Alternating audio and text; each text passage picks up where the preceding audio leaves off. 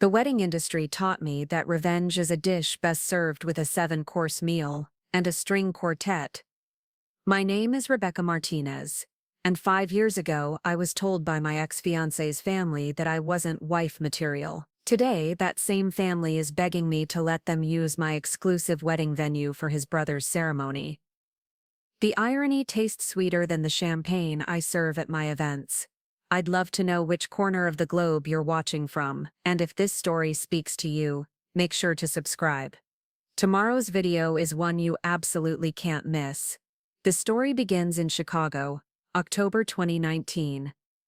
I was 28, working as an event coordinator for a mid-tier hotel, and completely head over heels for Nathan Blackwood. Nathan came from old money, the kind of family that had street names and hospital wings bearing their surname. The Blackwoods owned a chain of luxury hotels across the Midwest, and Nathan was being groomed to take over the family business. We met at a corporate event I was coordinating for his company.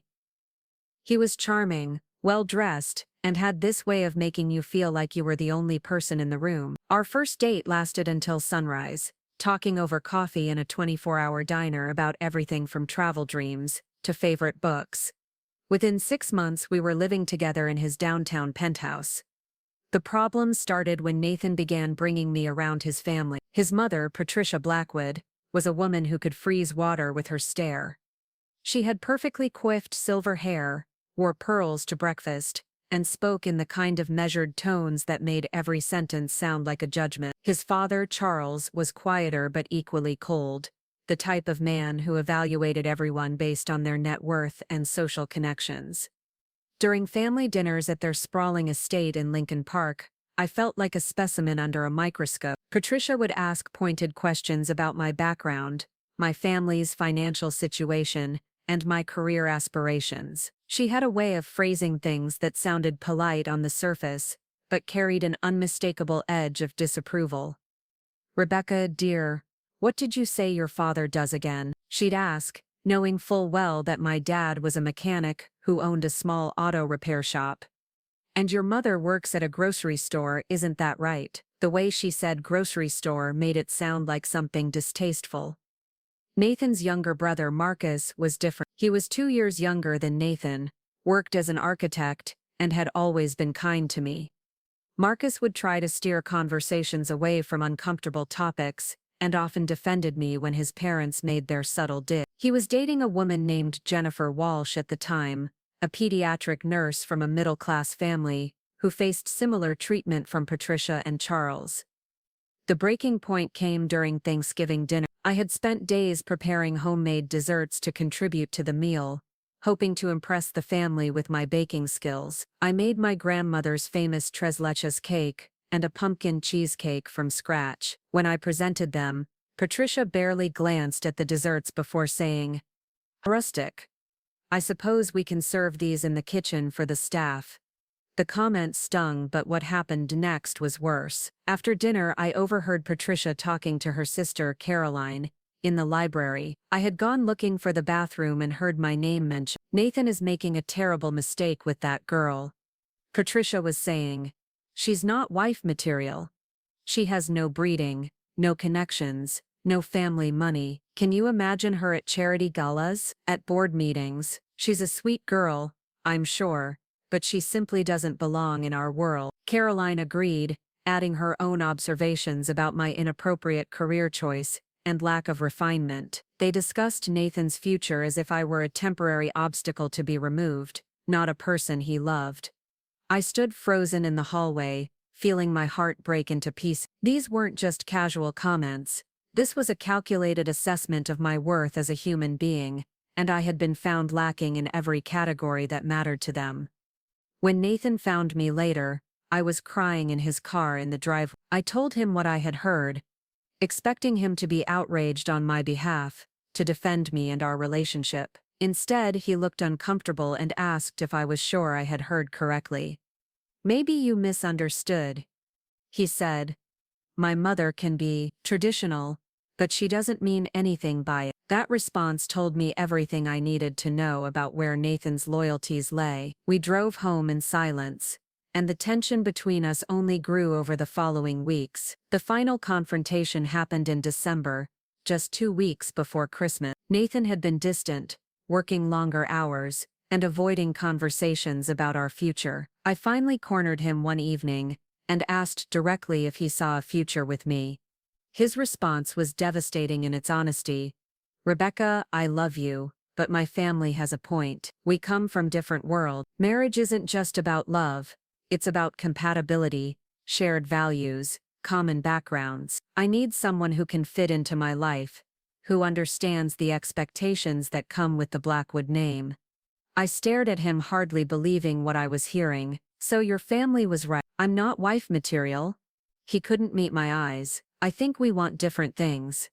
I moved out that same night, staying with my best friend Sarah until I could find my own apartment. The breakup was brutal, not just because I lost someone I loved, but because it felt like a rejection of everything I was: my family, my background, my dream. But here's what the Blackwoods didn't know about me.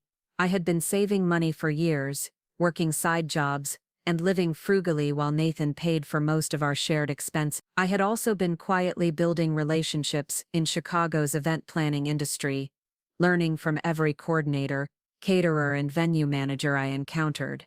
More importantly, I had been developing a business plan. During those long family dinners where Patricia made snide comments about my career, I was actually studying their lifestyle, taking mental notes about what made their events successful, what impressed their wealthy friends, and what they valued in terms of luxury and exclusivity. 3 months after the breakup, I took the biggest risk of my life. I used my savings as a down payment on a foreclosed property in Oak Park, a stunning 1920s mansion that had been sitting empty for 2 years. The house needed extensive renovations, but it had incredible bones: soaring ceilings, original hardwood floors, a grand staircase, and sprawling gardens that would be perfect for outdoor ceremony. My father, despite Patricia's dismissive attitude toward his profession, turned out to be invaluable. His mechanical skills translated surprisingly well to general contracting, and he had connections with electricians,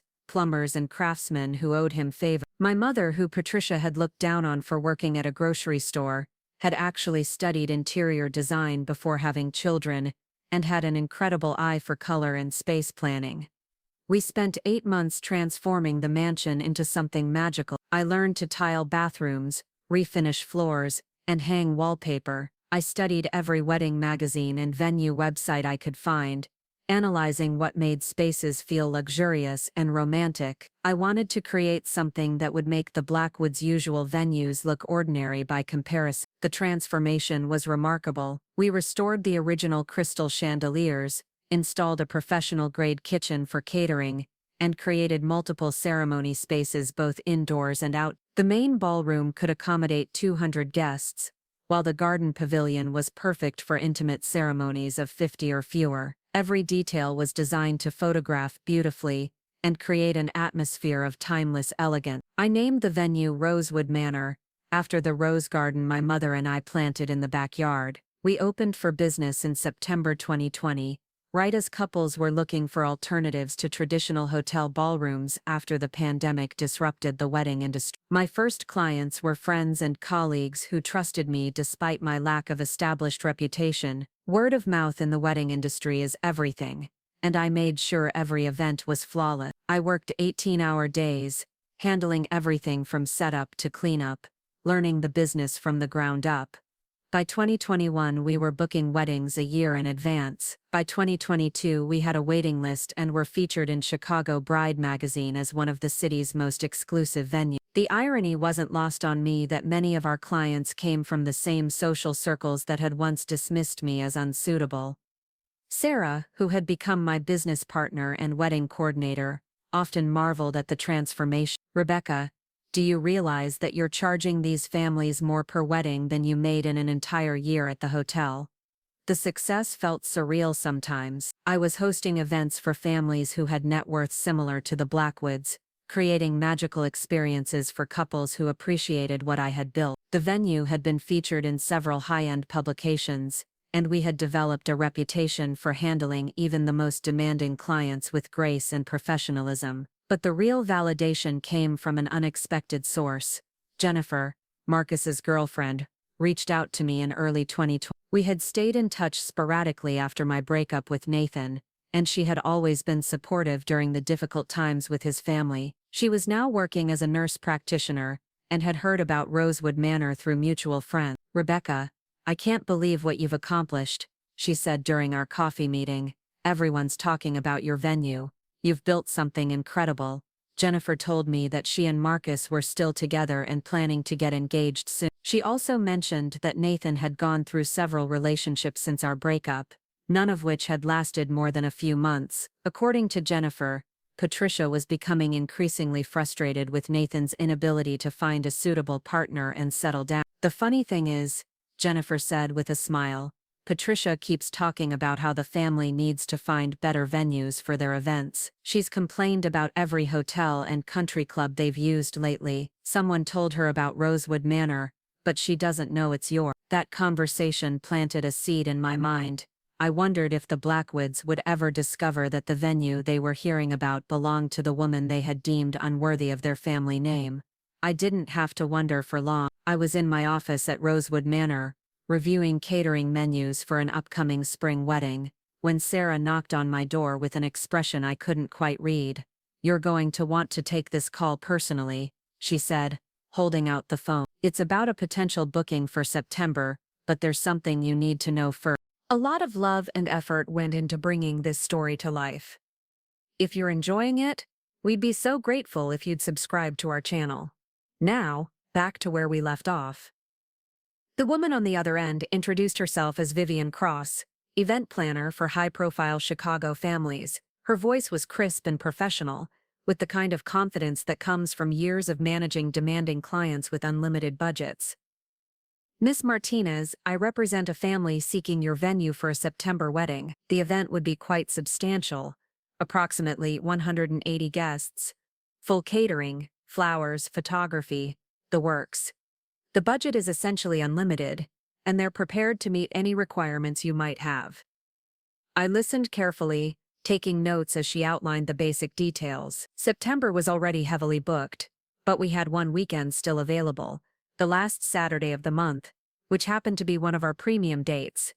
"The family has heard exceptional things about Rosewood Manor," Vivian continued. "They're particularly interested in your garden ceremony space and the main ballroom reception setup. However, they do have some specific requests regarding vendors, menu selections, and decor that we'd need to discuss." Something in her tone made me pause. In my 4 years running the venue, I had learned to read between the lines when potential clients called. There was often more to the story than the initial pitch, especially when someone mentioned unlimited budgets and specific vendor requirements. "May I ask which family this is for?" I inquired. I like to research my clients' preferences and any previous events they've hosted to ensure we can meet their expectations. There was a brief silence on the other end of the line. "The wedding is for Marcus Blackwood and Jennifer Wall. The event is being organized by the Blackwood family." The world seemed to stop spinning. I stared out my office window at the rose garden, barely registering the spring blooms that were just beginning to emerge. Marcus and Jennifer, the one couple from that family who had always treated me with kindness and respect. And they wanted to use my venue. "Miss Martinez, are you still there?" I cleared my throat, forcing my voice to remain steady and professional. "Yes, I'm here. Could you tell me more about their vision for the event?"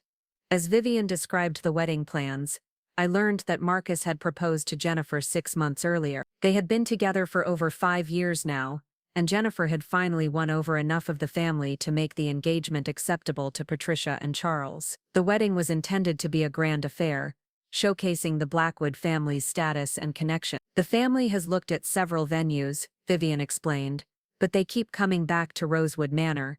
Mrs. Patricia Blackwood was particularly impressed by the photographs in Chicago Bride magazine. "She feels your venue has the elegance and exclusivity that matches their standard." The irony was so thick I could taste it. Patricia Blackwood, the woman who had dismissed me as lacking breeding and refinement, was now praising the venue I had built from the ground up. She wanted to host her son's wedding in a space created by the woman she had deemed unworthy of her other son. "I'd be happy to schedule a consultation," I said carefully. "However, I should mention that our September availability is quite limited. Would the family be flexible on dates if that particular weekend doesn't work out? Mrs. Blackwood was very specific about that date.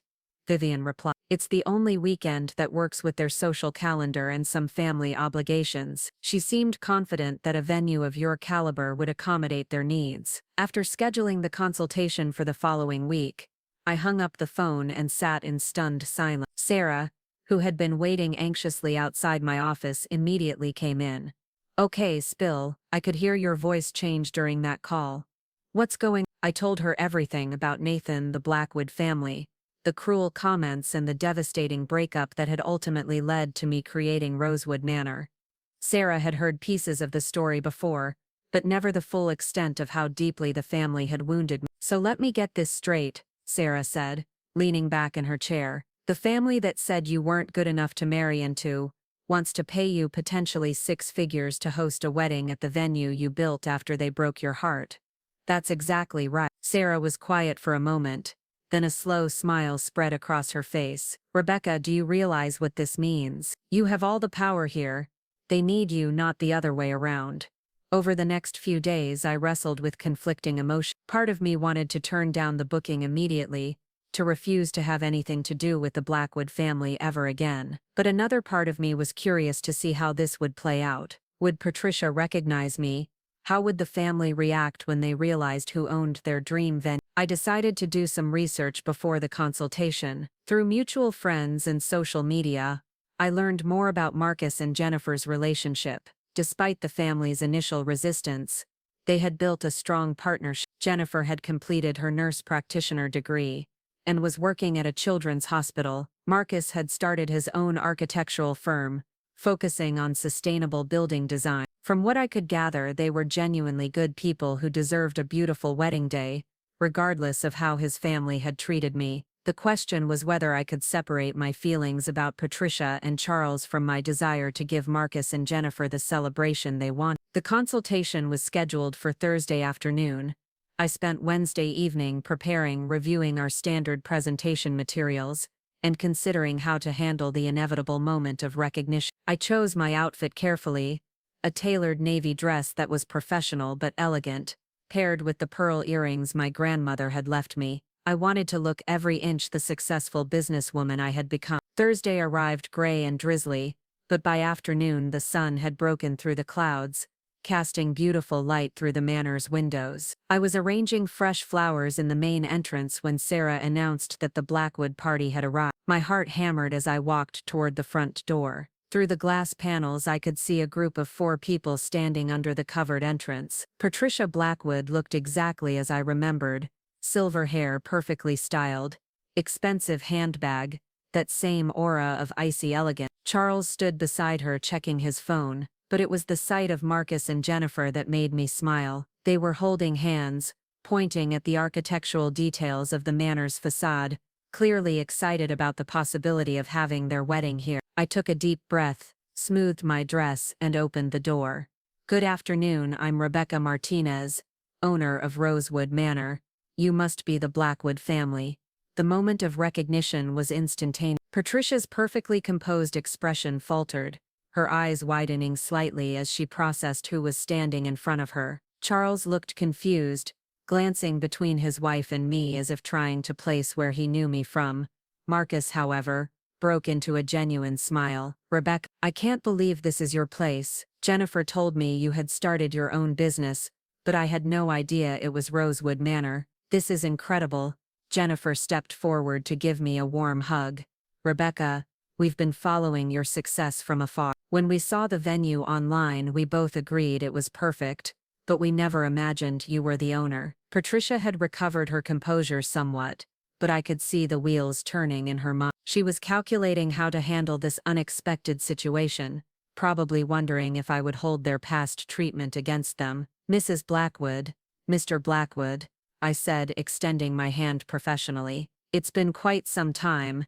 Congratulations on Marcus and Jennifer's engagement. Charles shook my hand with a puzzled expression. Rebecca Martinez, I'm sorry, have we met before? Before Patricia could intervene, Marcus answered. Dad, Rebecca is Nathan's ex-girlfriend. You know, from a few years back. The recognition dawned on Charles's face, followed immediately by obvious discomfort. Patricia's lips pressed into a thin line, and I could practically see her debating whether to cancel the consultation on the spot. But Jennifer, bless her, stepped into the awkward silence with characteristic grace. "Well, this is wonderful, Rebecca. We're so excited to see what you've created here." Marcus has been talking about nothing but sustainable architecture and beautiful event spaces for weeks. I decided to take control of the situation before it became more uncomfortable for everyone involved. "Why don't we start with a tour of the property? I think you'll find that Rosewood Manor offers everything you're looking for in a wedding venue." As we walked through the manor, I slipped into full professional mode. I highlighted the architectural features that would appeal to Marcus, pointed out the logistical advantages for Jennifer's medical colleagues, who would be attending, and subtly demonstrated the level of luxury and attention to detail that I knew would impress Patricia and Charles. The transformation of the space was undeniable. What had once been a neglected foreclosure was now a stunning venue that rivaled any high-end hotel or country club in Chicago. Every room told a story of careful restoration and thoughtful design. The main ballroom, with its crystal chandeliers and gleaming hardwood floors, was breathtaking. The garden ceremony space, framed by climbing roses and mature oak trees, was pure romance. As we toured each space, I watched Patricia's expression gradually change from skeptical resistance to grudging admiration. She asked detailed questions about catering capabilities, vendor relationships, and event logistics. Despite her personal feelings about me, she couldn't deny that Rosewood Manor was exactly what they were looking for. Marcus and Jennifer were enchanted. They whispered excitedly to each other about ceremony placement, reception layout, and how their vision could come to life in these spaces. Their genuine enthusiasm was infectious, and I found myself getting caught up in the planning possibilities, despite the complicated family dynamics. The tour concluded in my office, where I presented detailed information about packages, pricing, and availability. The September date they wanted was indeed available, but it came with a premium price tag. Our highest tier package that included exclusive use of the entire property, full-service catering and coordination services. Patricia studied the pricing sheet with the same intensity she might have used to review a business contract. "These rates are substantial. Rosewood Manor is positioned as a luxury venue," I replied evenly. "Our pricing reflects the exclusivity of the space, the level of service we provide, and the fact that we limit the number of events we host to ensure each celebration receives our complete attention." What I didn't say was that our rates were actually competitive with other high-end venues in the Chicago area. Patricia was simply accustomed to expecting special treatment and discounted pricing based on the family name.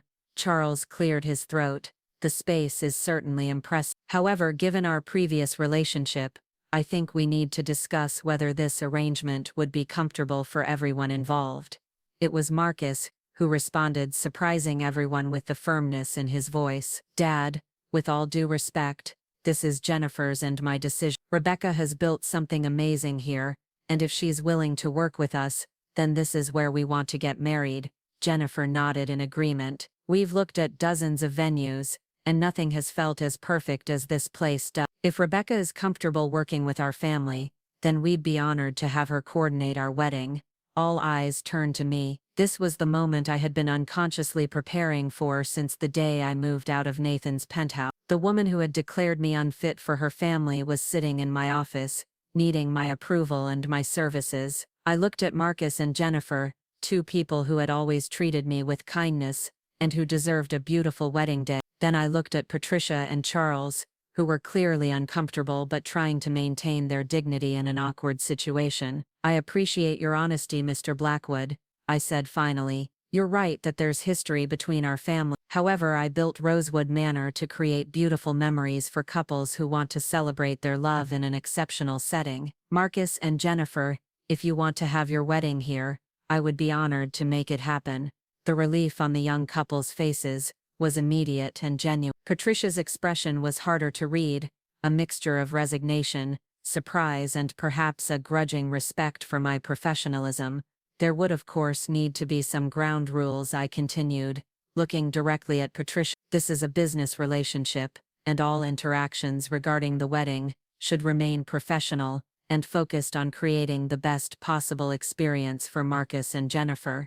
Patricia nodded slowly.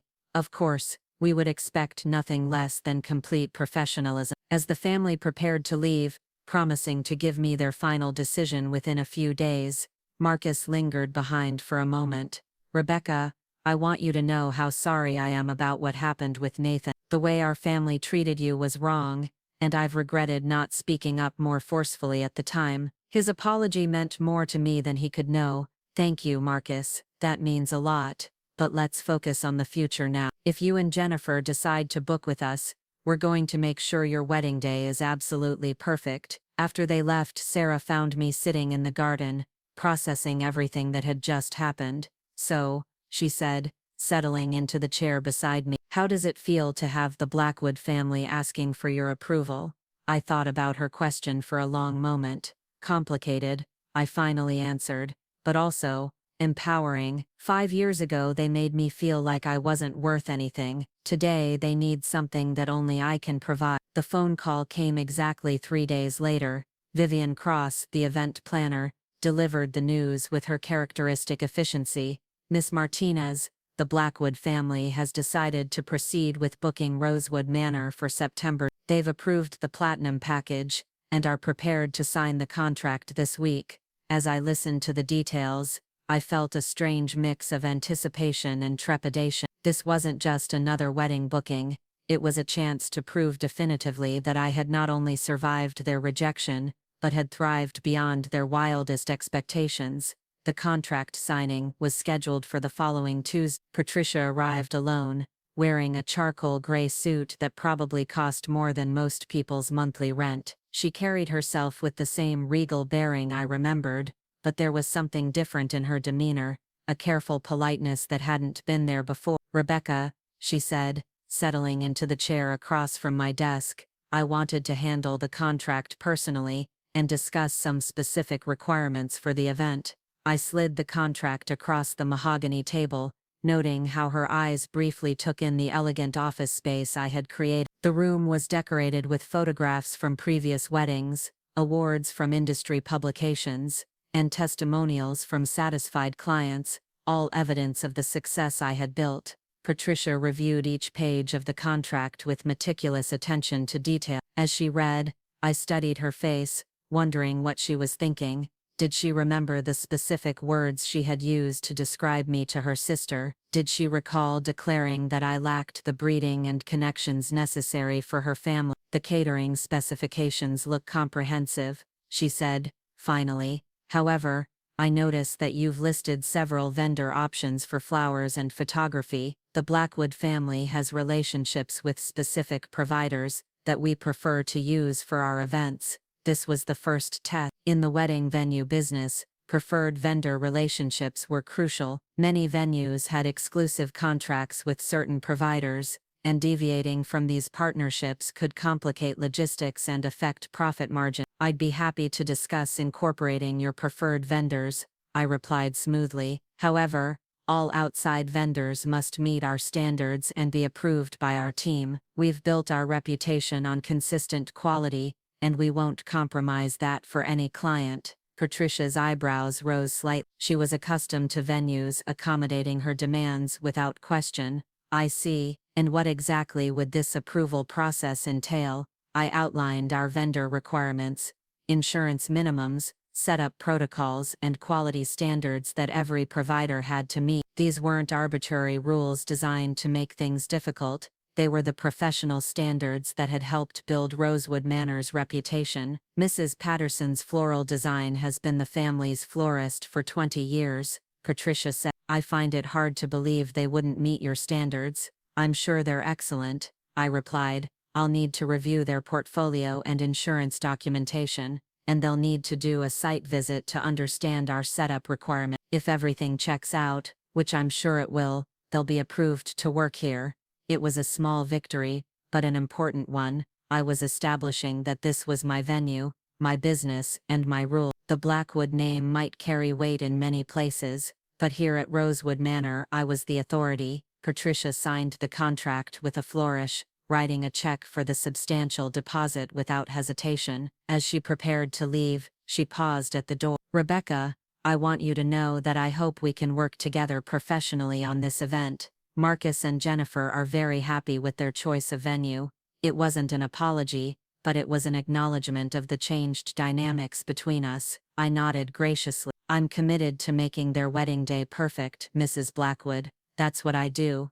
Over the following weeks, the wedding planning process began in earnest. Jennifer was a dream to work with, organized, decisive, and genuinely excited about every detail. She had clear ideas about what she wanted, but was open to suggestions and trusted my expertise. Marcus was equally pleasant, though his involvement was more limited due to his work schedule. He did insist on several meetings to discuss the logistics of accommodating his architectural colleagues, many of whom were environmentally conscious and would appreciate the sustainable features we had incorporated into the venue. The challenges came from Patricia's insistence on controlling every aspect of the event. She wanted approval over menu selections, linen choices, even the playlist for the cocktail hour. This level of micromanagement was unusual in my experience, but I recognized it as her way of maintaining control in a situation where she fundamentally felt powerless. The most difficult moment came during a menu tasting in July. Patricia,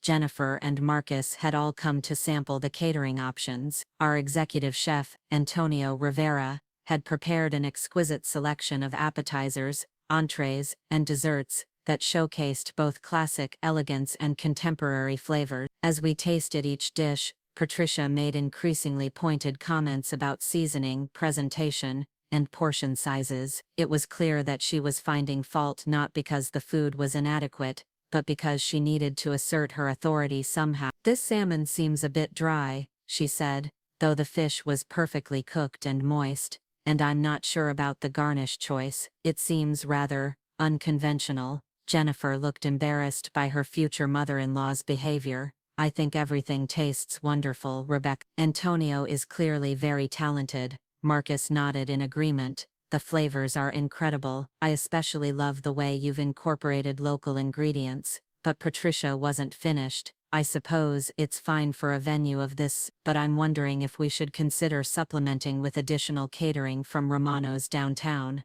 They've handled several Blackwood events over the years." This was crossing a line. Romano's was a direct competitor, and suggesting that I needed their help was both insulting and potentially damaging to my business relationships. I set down my fork and looked Patricia directly in the eyes. "Mrs. Blackwood, I need to be very clear about something. Rosewood Manor operates with exclusive catering partnerships. We don't allow outside food service at our events, both for quality control and liability reasons. If you're not satisfied with our culinary offerings, you're certainly free to find a different venue." The silence that followed was deafening. Patricia's face flushed slightly, and I could see the internal struggle between her desire to maintain control and her recognition that she had pushed too far. It was Jennifer who broke the tension. "Mom Blackwood, the food is absolutely delicious. We're not changing anything. Rebecca and Antonio have created exactly what Marcus and I wanted."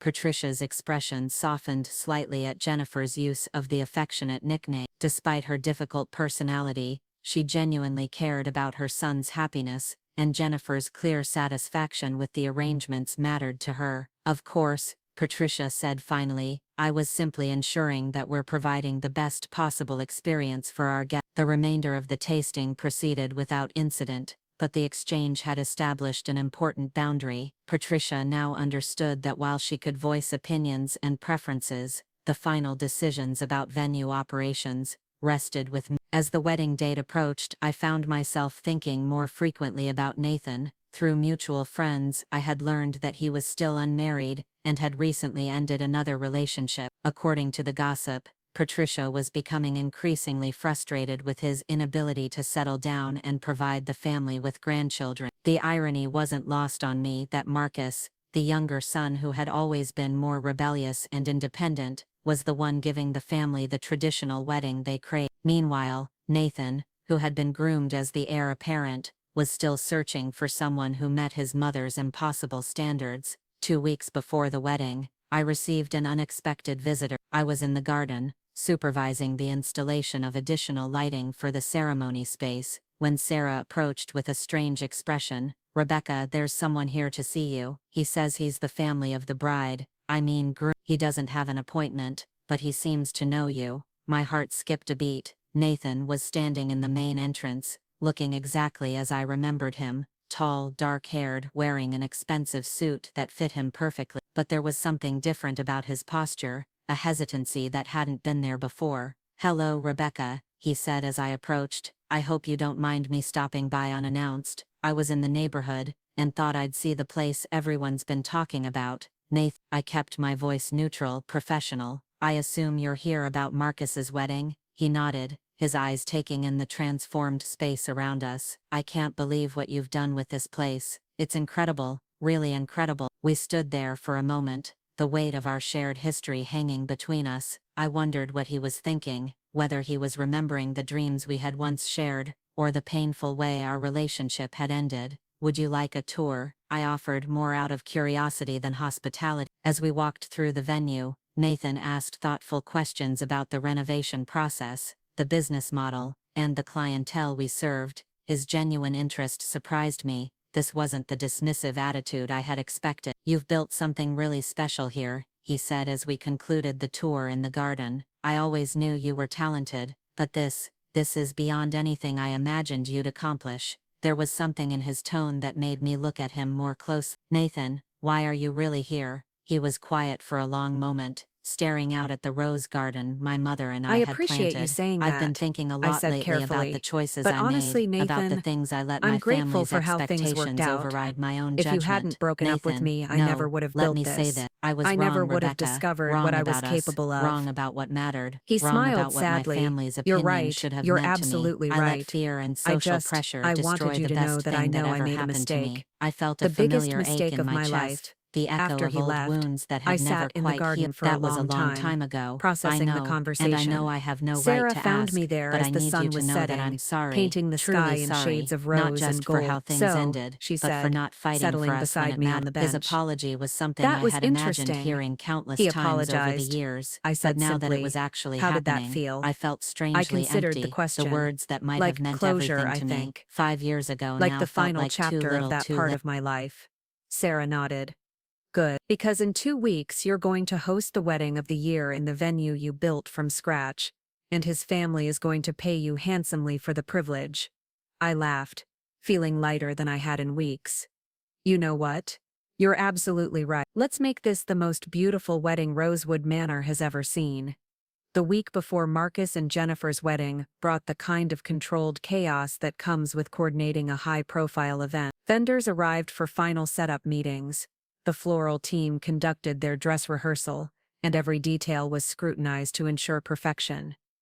I found myself working 16-hour days, but there was an energy in the air that made the exhaustion worthwhile. This wasn't just another wedding. It was the culmination of everything I had built since leaving Nathan's world behind.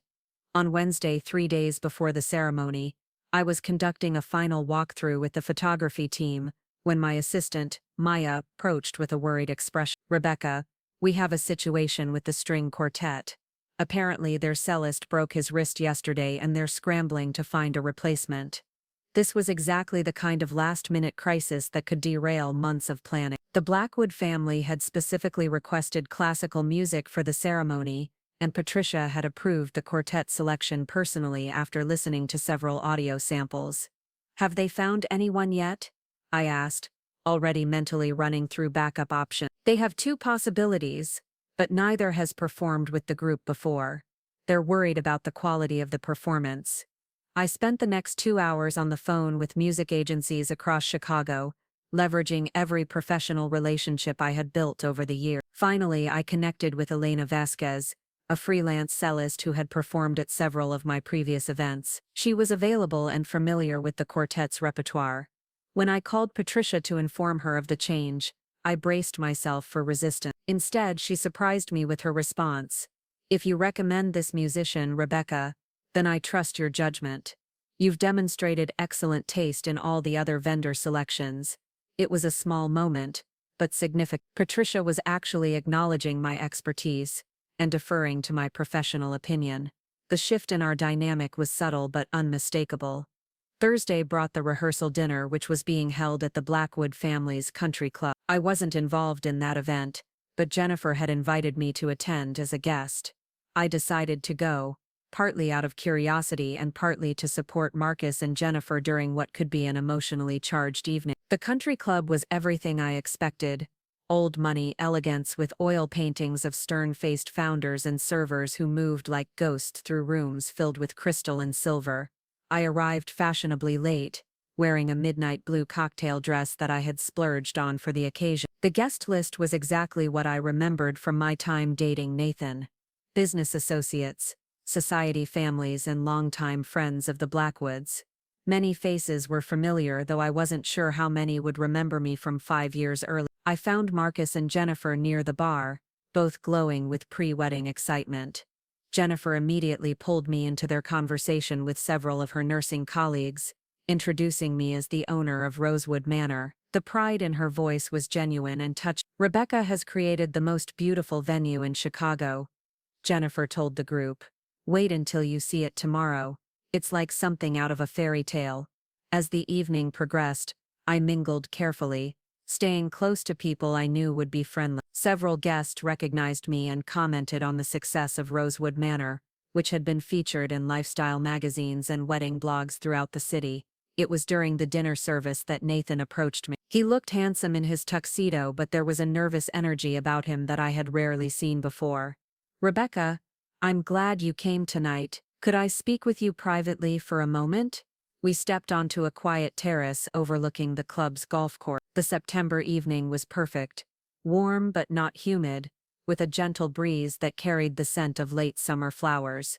"I've been thinking about our conversation last week," Nathan began, "about the mistakes I made and the opportunities I missed." I waited, sensing that he had more to say. Watching Marcus and Jennifer together, seeing how happy they are, it's made me realize something. I've been trying to find someone who would fit into my life, into my family's expectations. But what I should have been doing was finding someone worth changing my life. His words hung in the air between us. I could see the vulnerability in his expression, the hope that maybe, somehow we could find our way back to each other.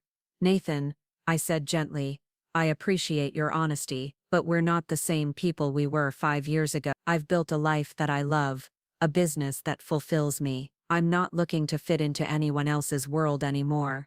I know that. I'm not asking you to fit into my world. I'm asking if there's room in your world for me." Before I could respond, Patricia appeared in the doorway to the terrace. Her timing was either impeccably bad or strategically perfect. "Nathan, dear, we need you inside for the toasts," she said, her eyes flickering between us with an unreadable expression.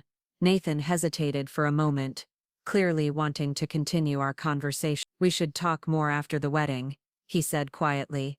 After he left, Patricia lingered on the terrace. For a moment, I thought she might say something about the conversation she had obviously interrupted. Instead, she surprised me with a completely different topic. "I wanted to thank you for handling the musician situation yesterday. The way you resolved it quickly and professionally was impressive." "It's part of the service," I replied. "When you host an event at Rosewood Manor, you're not just renting a space. You're hiring a team committed to making everything perfect." Patricia nodded slowly. "I can see that. You've built something remarkable, Rebecca.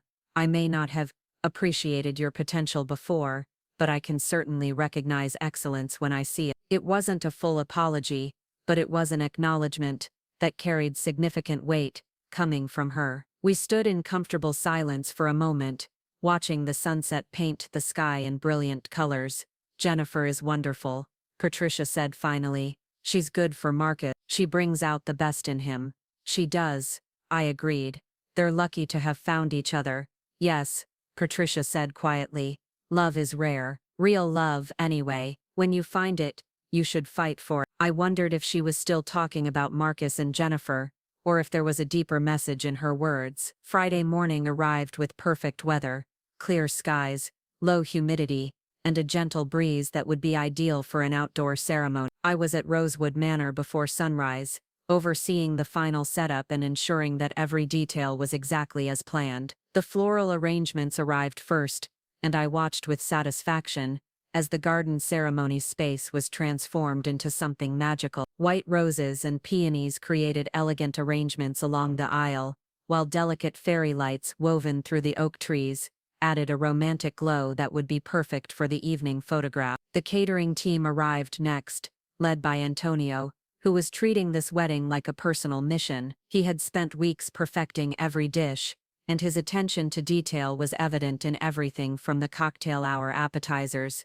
to the wedding cake that was truly a work of art. By noon, the venue was ready. The main ballroom looked stunning, with crystal chandeliers casting warm light over tables dressed in ivory linens and gold accents. The garden ceremony space was picture perfect, with white chairs arranged in elegant rows facing an altar framed by climbing roses. Jennifer arrived at 2 o'clock for hair and makeup, using the bridal suite we had created in the Manor's master bedroom. She was calm and radiant, showing none of the pre-wedding jitters that often affected brides on their big day. "Rebecca, I can't believe how beautiful everything looks," she said as I checked in with her during the preparation process. "It's exactly what Marcus and I dreamed of."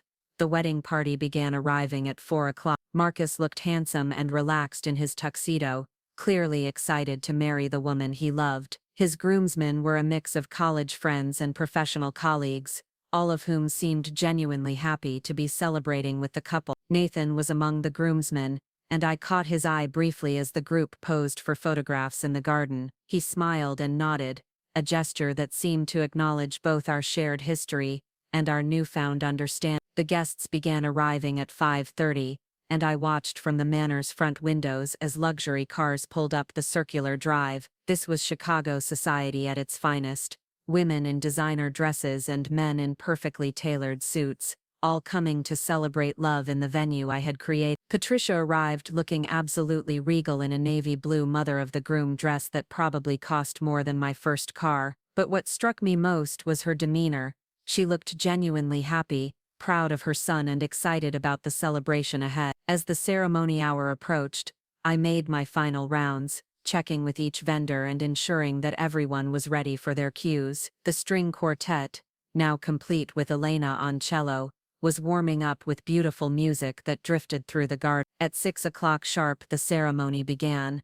I positioned myself at the back of the garden where I could oversee everything while staying out of the way of the photographer. Watching Marcus's face as Jennifer walked down the aisle was one of those perfect moments that reminded me why I loved this business. The ceremony was beautiful, heartfelt vows, perfect music, and not a single logistical hiccup. As Marcus and Jennifer shared their first kiss as husband and wife, I felt a deep sense of satisfaction. Despite all the complicated history and emotional landmines, we had created something truly special. During the cocktail hour, I circulated among the guests, ensuring that everything was running smoothly. Several people complimented the venue and asked for my business card, which was always gratifying, but it was Patricia's comment that meant the most. She found me near the garden entrance, supervising the transition between ceremony and reception spaces. "Rebecca, this is absolutely perfect. Every detail, every moment, you've created something magical here.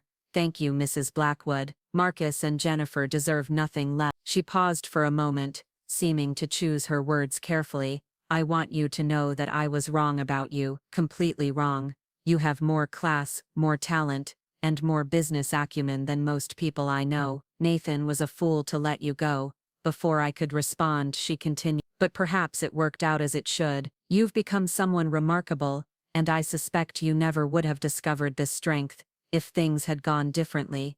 It was the closest thing to an apology I was likely to get from Patricia Blackwood, and it was enough. "Thank you," I said simply. "That means more to me than you know." As the reception moved into full swing, I found myself reflecting on the journey that had brought me to this moment. 5 years ago I had been devastated by this family's rejection, convinced that their assessment of my worth was accurate. Tonight, they were celebrating in a venue I had built, acknowledging my success, and treating me with the respect I had always deserved. The real victory wasn't just the business success or the financial independence I had achieved. It was the confidence I had developed, the knowledge that my worth wasn't determined by anyone else's opinion of me. I had transformed rejection into resilience, heartbreak into strength, but as I watched the celebration continue around me, I knew the story wasn't over yet. Nathan's words from the previous evening lingered in my mind, and I sensed that the most challenging conversations were still ahead.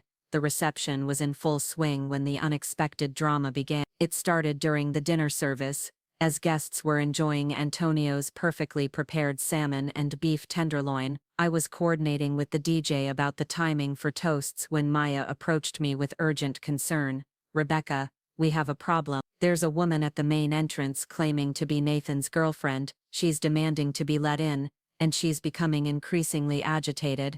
I felt my stomach drop. This was exactly the kind of crisis that could destroy a wedding celebration and damage my venue's reputation. "Where is she now?" "Sarah is handling her in the front office, but she's threatening to make a scene if she's not allowed to join the reception." I quickly made my way to the front of the manor, my mind racing through damage control strategy. Through the office window I could see a young woman in her mid-20s, blonde, and overdressed for a wedding she wasn't invited to. She was pacing and gesturing dramatically while Sarah tried to calm her down. "Miss, I understand you're upset," Sarah was saying, "but this is a private event, and you're not on the guest list." "I don't care about your stupid guest list," the woman snapped. "Nathan Blackwood is my boyfriend, and I have every right to be here. He's been lying to me about where he was tonight."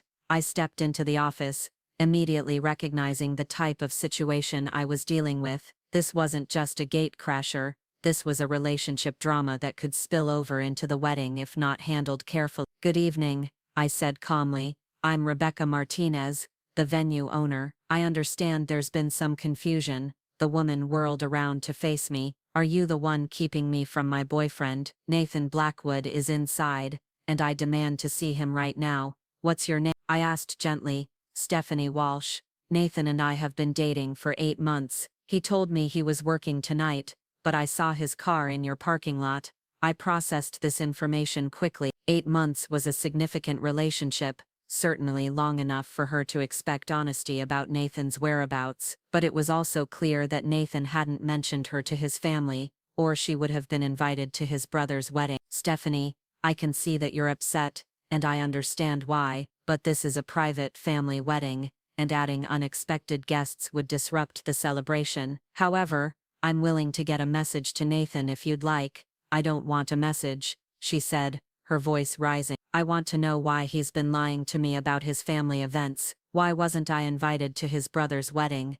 The answer to that question was probably complicated and painful, but it wasn't my place to explain the Blackwood family dynamics to Nathan's girlfriend. "That's a conversation you need to have with Nathan directly," I said, "but not here, not tonight. This is Marcus and Jennifer's wedding day, and they deserve to have their celebration without drama." Sarah and I spent 20 minutes calming Stephanie down and convincing her to leave peacefully. I promised to give Nathan a message that she had been there, and she finally agreed to wait until tomorrow to confront him. It was a small crisis averted, but it highlighted the complicated web of relationships surrounding the Blackwood family. When I returned to the reception, the toasts were beginning. Marcus stood at the microphone, his face glowing with happiness, as he looked at his new wife.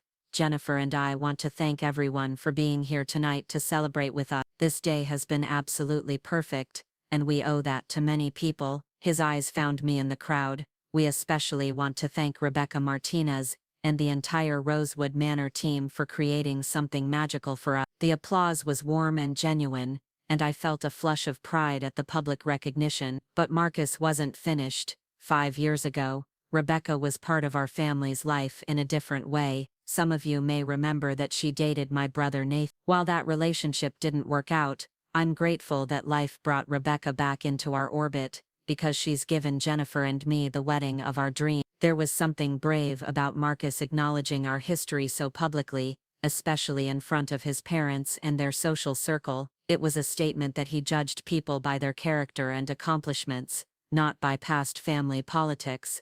Jennifer took the microphone next. "I want to echo everything Marcus said about Rebecca and her team, but I also want to say something else. Rebecca represents everything I admire: strength, resilience, and the courage to build something beautiful from challenging circumstances. She's an inspiration, and I'm honored to call her a friend." The applause this time was even warmer, and I saw several guests looking at me with new interest and respect. This was better than any marketing campaign, genuine testimonials from satisfied clients in front of Chicago's social elite. After the toasts, the dancing began. I continued my rounds, ensuring that everything was running smoothly, but I couldn't help noticing Nathan's increasingly agitated behavior. He kept checking his phone and seemed distracted from the celebration. It was during the father-daughter dance that he finally approached me. "Rebecca, I need to talk to you privately. It's urgent." We stepped into the library, away from the music and conversation. Nathan looked genuinely distressed, running his hands through his hair in a gesture I remembered from our time together. "Stephanie showed up here tonight, didn't she?" "Yes," I confirmed. "My team handled the situation discreetly. She's gone, and there was no disruption to the wedding." "Thank God," he said, sinking into one of the leather chairs. "I've been dreading this conversation for weeks. Nathan, your personal relationships aren't my business, but if you're going to bring drama to my venue, it becomes my problem." "You're right. You're absolutely right. This is exactly why I need to make some changes in my life." He looked up at me with an expression that was part desperation, part determination. "Rebecca, I meant what I said the other night. I want another chance with you." The directness of his statement caught me off guard. "Nathan, you have a girlfriend. You've been lying to her about family events. That doesn't exactly suggest you're ready for an honest relationship with anyone." "Stephanie and it's complicated. We've been drifting apart for months. She represents everything my parents want: the right background, the right connections, the right image. But she's not you." I felt a familiar mix of emotions. The old attraction I had felt for Nathan, coupled with hard-earned wisdom about his character and priorities. "Do you hear yourself?" I asked. "You're doing exactly what you did 5 years ago. You're with someone your parents approve of, but you want someone else. The only difference is that now you're the one who's not suitable for your family's expectations." Nathan was quiet for a long moment, processing my words. "You're saying I haven't changed. I'm saying that actions matter more than words. If you're serious about wanting something different, then prove it. Have the difficult conversations, make the hard choices, figure out what you actually want instead of what you think you should want. And if I do that, if I prove that I've learned from my mistakes." I looked at this man who had once broken my heart, who had chosen his family's approval over our love, who was now asking for another chance while still entangled with someone else. "Nathan, 5 years ago, I would have done anything to hear you say these words, but I'm not the same person who left your apartment that night. I've built a life that I love, a business that fulfills me, relationships that are honest and genuine. I'm not looking to go backward." "I'm not asking you to go backward. I'm asking you to consider moving forward with me." Before I could respond, there was a soft knock on the library door. Sarah appeared, looking apologetic for the interruption. "Rebecca, I'm sorry to bother you, but we need you for the cake cutting, and Mrs. Blackwood is asking for you specifically." I stood up, grateful for the interruption. "We can finish this conversation another time, Nathan. Right now your brother's wedding needs my attention." The cake cutting went perfectly, followed by more dancing and celebration. But throughout the evening, I was acutely aware of Nathan watching me work, seeing me in my element, as I coordinated with vendors, solved small problems, and ensured that every guest felt taken care of. As the reception wound down around midnight, I began the process of overseeing cleanup and vendor departure. The wedding had been a complete success, no major problems, universally positive feedback, and the kind of magical atmosphere that would generate referrals for years to come. Patricia found me during the final cleanup, still looking elegant, despite the long evening. "Rebecca, I wanted to speak with you before we leave. This evening has been absolutely perfect, better than I could have imagined. I'm so glad you're pleased. Marcus and Jennifer deserved a beautiful celebration. They did, and they got one, thanks to you." Patricia paused, seeming to gather her thoughts. "I also wanted to address something else. I know Nathan spoke with you tonight, and I suspect I know what he said." I waited, unsure where she was heading with this conversation. 5 years ago, I convinced myself that I was protecting my family by discouraging your relationship with Nathan. I told myself that compatibility and background mattered more than love. I was wrong. It was the most direct acknowledgement of her past behavior that I was likely to get. Tonight, watching you work, seeing what you've accomplished, I realize that I failed to recognize your strength and potential. More importantly, I failed to see that those qualities were exactly what Nathan needed.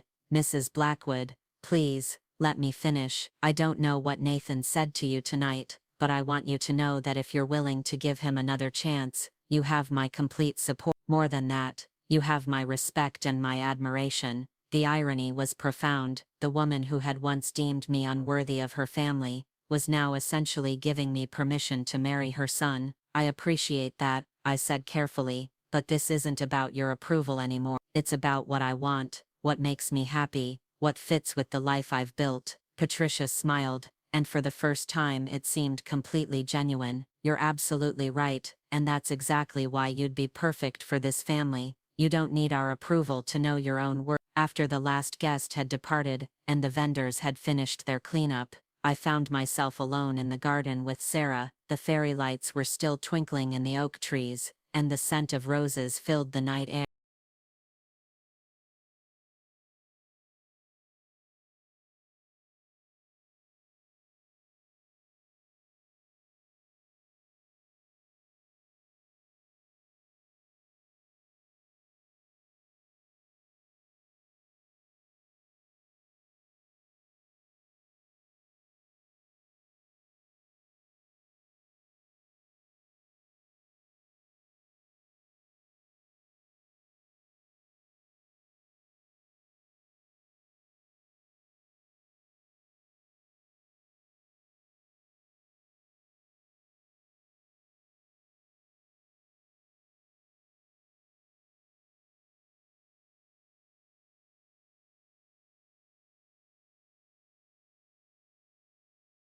So, Sarah said, settling onto one of the ceremony benches.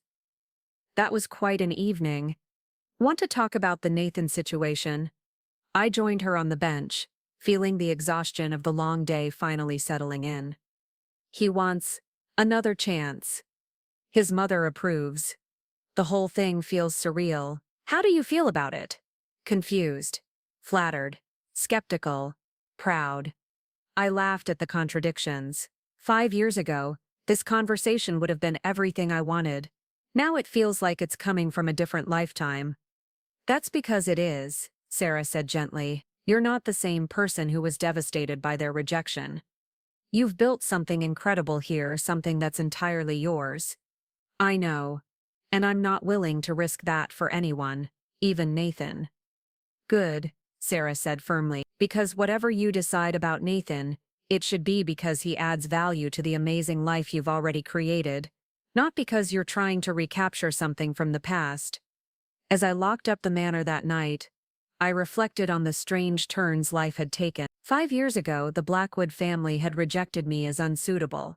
Tonight, they celebrated in a venue I had created, acknowledged my success, and even asked for my approval to become part of their family again. The young woman who had left Nathan's apartment in tears would never have imagined this moment. But that woman had also possessed a strength she didn't know she had, a resilience that would carry her through heartbreak to triumph. Standing in the garden where Marcus and Jennifer had just pledged their love, surrounded by the business I had built from nothing, I realized that the most important approval I had ever needed was my own, and that approval of my choices, my strength, my worth, was something no one could ever take away from me again. The future stretched ahead, full of possibilities. Whether Nathan would be part of that future remained to be seen. But for the first time in years, I was making that decision from a position of strength, not desperation. And that made all the difference. As I drove home through the quiet Chicago streets, I smiled at the thought of tomorrow's inevitable calls from potential clients who had attended tonight's wedding. Rosewood Manor's reputation would continue to grow, built on nights like this one where everything had been perfect. The girl who wasn't wife material had become a woman who didn't need anyone's definition of her worth. And that, perhaps, was the greatest victory of all. 3 months after Marcus and Jennifer's wedding, I was reviewing applications for our upcoming spring season when Maya announced an unexpected visitor. Nathan stood in my office doorway, holding 2 coffee cups and wearing a nervous smile. I brought your favorite vanilla latte with an extra shot, he said, setting one cup on my desk. From that little cafe we used to go downtown. I accepted the coffee but remained seated behind my desk, maintaining professional distance. What can I do for you, Nath? I wanted to update you on some changes I've made. Remember what you said about actions mattering more than words? Over the next 20 minutes, Nathan outlined the decisions he had made since our conversation at the wedding. He had ended his relationship with Stephanie honestly, acknowledging that he had been using her as a placeholder while trying to meet family expectations. He had also made significant changes at work, stepping back from some of his executive responsibilities to pursue projects that genuinely interested him, rather than simply advancing his career trajectory. I've been seeing a therapist, he added, working through why I keep choosing what I think I should want instead of what I actually want. That's good, Nathan. Personal growth is important. I also want you to know that I've been telling people about Rosewood Manor. 3 couples from my business network have already booked consultations with you. I raised an eyebrow. You're sending me business? You deserve success, Rebecca. What you've built here is incredible, and more people should know about it. But I'm not doing it to impress you or win you back. I'm doing it because it's the right thing to do.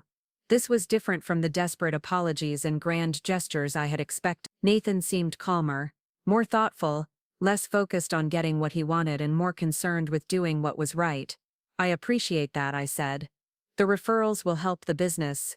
I've also been thinking about what you said regarding not going backward. You're right, I can't ask you to return to what we had before, but I was wondering if you might be open to something entirely new. What do you mean? I'd like to ask you on a first date, not as Nathan Blackwood trying to reclaim his ex-girlfriend, but as someone who admires the woman you've become and wants to get to know her better. The request was so simple, so honest, that it caught me completely off guard. No dramatic declarations, no pressure, just a straightforward invitation to explore possibilities. Nathan, you don't have to answer now, he said quickly. Think about it. If you're interested, call me. If not, I'll respect that completely and stop bothering you. After he left, I sat staring at the coffee cup, processing what had just happened. Sarah appeared in my doorway moments later. So that was interesting. He looked different, less desperate, more genuine. He asked me on a first date. A first date, not a please take me back date. He specifically said he wanted to get to know the woman I've become, not try to recreate what we had before. Sarah considered this. That's actually pretty smart and mature. What are you thinking? I'm thinking that 6 months ago I would have said no immediately, but now, I'm curious. The answer surprised even me. Somewhere along the way, my anger had transformed into indifference, and my indifference had evolved into genuine curiosity about whether Nathan had truly changed. I waited a week before calling him. When I did, I suggested meeting for lunch at a restaurant neither of us had been to before, neutral territory that wouldn't carry memories of our past relationship. The lunch was surprisingly pleasant. Nathan asked thoughtful questions about my business, my goals, my life outside of work. He shared stories about his therapy sessions and the insights he was gaining about his patterns of behavior. Most importantly, he listened without trying to steer the conversation toward romantic possibility. I want you to know, he said as we waited for the check, that I'm not expecting anything from this. I'm not trying to manipulate you or wear down your resistance. I genuinely enjoy your company, and I'd like to spend more time with you if you're interested. As friends, whatever feels right to both of us. No expectations, no pressure, no family involvement. That phrase, no family involvement, was particularly significant.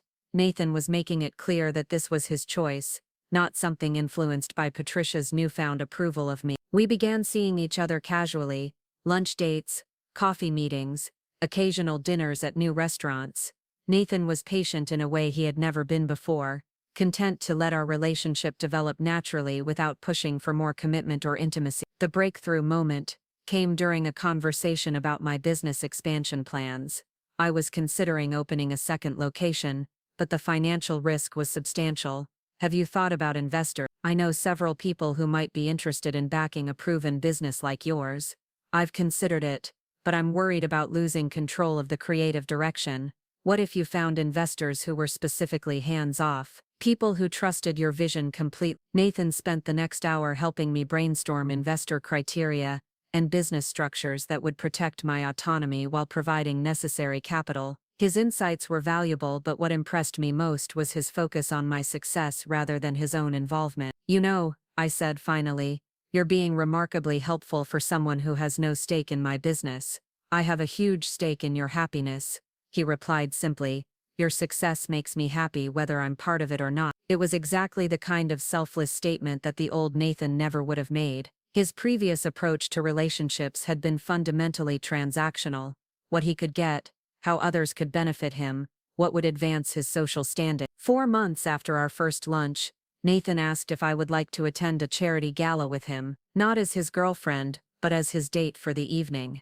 "It's the Children's Hospital fundraiser," he explained. "Jennifer's on the planning committee, and she specifically asked if I thought you might come. Apparently, they're looking for new venue sponsors for next year's event." The gala was held at one of Chicago's most prestigious hotels, and the guest list included many of the city's most influential families. I wore a stunning black evening gown and felt completely confident in my ability to navigate the social dynamic. Nathan was an attentive escort without being possessive. He introduced me to business contacts who might be interested in Rosewood Manor's services, facilitated conversations about potential partnerships, and generally acted as a supportive colleague rather than a romantic pursuer. It was during the silent auction that Patricia approached us. She looked elegant in emerald green, carrying herself with the same regal bearing I remembered. "Rebecca, you look absolutely lovely tonight." "Nathan, you're looking well too." "Thank you, Mrs. Blackwood. It's good to see you. I wanted to let you know that several people have commented on Marcus and Jennifer's wedding reception. You've received at least 5 inquiries through our social circle. That's wonderful news. Word of mouth is the best advertising." Patricia glanced between Nathan and me with obvious curiosity. "Are you too?" "We're taking things slowly," Nathan answered before I could speak, "getting to know each other again without any pressure or expectations." Patricia smiled approvingly. "That sounds very mature." "Rebecca, I hope you know that whatever happens between you and Nathan, you're always welcome in our family. You've earned that place through your own accomplishments." After she left, Nathan shook his head in amazement. "Did my mother just give you an open invitation to family events regardless of whether you're dating me?" "I think she did." "That's actually perfect. It means you can make your own choices without worrying about family politics." As the evening wound down, Nathan walked me to my car in the hotel's parking garage. The night air was crisp with the first hint of autumn, and the city lights twinkled below us. "Rebecca, I need to tell you something," Nathan said, stopping beside my car. "These past few months, getting to know you again, seeing the woman you've become, it's been the best part of my entire year." I turned to face him, seeing sincerity in his expression that hadn't been there 5 years ago. "I'm not asking for any promises or commitments," he continued, "but I want you to know that I'm falling in love with you, not with the memory of who you were, but with who you are now. Your strength, your independence, your compassion, your incredible talent. Nathan, you don't have to say anything back. I just wanted you to know where I stand. Whether this goes anywhere or not, I'm grateful for the chance to know this version of you." Standing there in the parking garage, looking at this man who had once broken my heart and was now patiently earning my trust, I realized something had shifted. The anger was gone, replaced by genuine affection and growing respect for the changes he had made. "I'm not ready to say I love you back," I said honestly, "but I'm not ruling it out either. You've surprised me, Nathan. The man you're becoming is someone I could see myself with." He smiled, and it was the most genuine expression I had ever seen from him. That's more than I had any right to hope for. 6 months later, Nathan and I were officially dating, not recreating our past relationship, but building something entirely new based on mutual respect, honest communication, and shared values. He had proven through consistent actions that his changes were real and lasting. The story had come full circle, but not in the way anyone could have predicted. The woman they had deemed unsuitable had built an empire. The family who had rejected her now celebrated her success, and the man who had chosen conformity over love had learned to value authenticity above all else. But perhaps, the most important transformation was my own. I had learned that my worth wasn't determined by anyone else's opinion of me. Whether I ended up with Nathan or not, whether his family approved of me or not, I knew exactly who I was, and what I had to offer. The girl who wasn't wife material, had become a woman who didn't need to be anyone's wife to be complete, and that realization had made everything else possible.